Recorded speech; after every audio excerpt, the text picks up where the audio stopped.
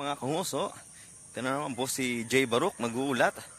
At ngayong araw, ngayong umaga, nandito po ako ngayon sa Daraga Albay. Makapansin nyo po, yan po yung Mount Mayon sa aking likuran.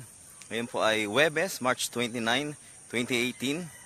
So kitang-kita nyo po, dahil umaga ngayon, ayan po, kitang-kita nyo po hanggang tuktok o bunganga ng Bulkang Mayon.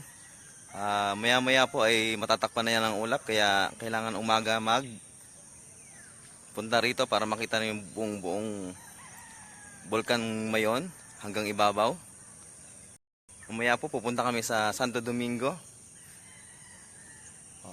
Maya-maya po pupunta tayo doon para mas makita natin malapitan yung Bulkang Mayon.